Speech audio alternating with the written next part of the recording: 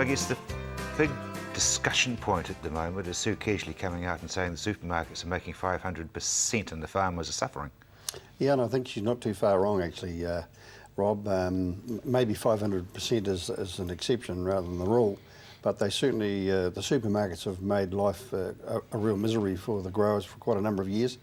What we saw on Television One the other day wasn't certainly the truth being spoken. Those guys from the supermarket industry actually did not give any information of construction at all.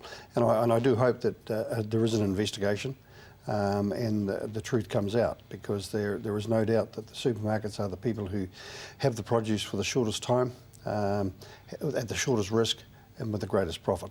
And that does need to change. It's not only a New Zealand problem, it's a worldwide problem. And growers, no matter where you go, will complain about how they've been asked to raise the bar, have the standards, the quality, all those things ticked off, and yet they can get prices that they've been getting for the last 5 years, 15 years even in some cases, and costs of course have gone up considerably. Is this done on a one-to-one basis, or is this through the markets that you're talking about mainly? Well, it can be. It's generally done through the markets, and so the markets sell on and take a commission, and the commissions are derived by the amount of turnover the grower might have with that particular market. That's fine, and then you find that your tomato that you produce for whatever it is 3 or 4 times the price when it comes to the retail consumer, and somebody's making money somewhere, and it's certainly not the grower. Exactly, and of course the retailers are driven to a degree, I guess, by the consumer. Oh well, they'll always argue that, and look, I'm sure that's fine, but the truth about this is that you've got a situation where you've got a grower out there that's got a huge investment to grow the product, whatever it may be, and then all of a sudden there are some shortages, and sometimes the prices change a little bit. But what happens is the supermarkets import product from as far away as China. It's nice and fresh produce. It comes in and they balance out their pricing by doing that. And that infrastructure that's cost a lot of money for the local grower continues on eating away.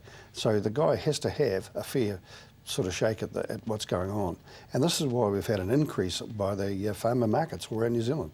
It's not so much about the fact that the consumer can go down and perceivably buy a fresh produce. The produce that's in the supermarkets is fresh and well looked after. It's just the fact that there's somebody taking a little bit more on the way past that they shouldn't be.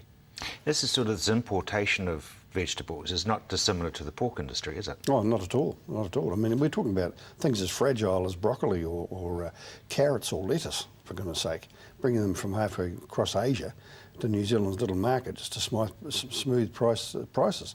It's got to be looked at. We can produce 9-10 months of the year some very good produce, and if we have to bring it from Australia, that's fine. But bring it that far away just to try and keep the tomatoes or the lettuce or whatever it may be at a certain price is ridiculous. Talk about the blackcurrant conference, the international one. Yes, we had a very successful blackcurrant conference in France at the second international convention, and that brought together our plant breeders, our agronomists, our scientists, and also the growers. And now we're looking more on the marketing side of the business. And it's been good to see the outcome of that conference now, some 2 months away, that the marketing and the science that we've had in terms of trials, human trials and other trials that are starting to come through, and we're able to go out to the world and tell the attributes of blackcurrants in a manner that is in line with the European and New Zealand and Australian food safety authorities, which is very important. You can't make a claim on something that does something when it doesn't without having facts. And now we've got our scientists, 4 main scientists around the world, who have got some really good human science coming through.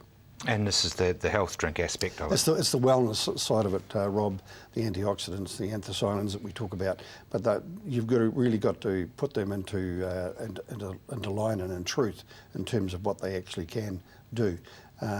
Muscle inflammation is a particularly good one, whereby by consuming blackcurrant powder, it's a natural product obviously, these guys like the All Blacks who have a hard game as they did last week. And they've got another one this week. Probably even harder. They can have their turnaround in terms of getting their bodies back into shape far, far quicker. And already the tall blacks of New Zealand are using the blackcurrant in that way, as are other sports persons, not only here in New Zealand but also around Europe. So some exciting stuff there. Brilliant, and it's all factual, which is wonderful. Jim, It thank is, you very it much is. indeed.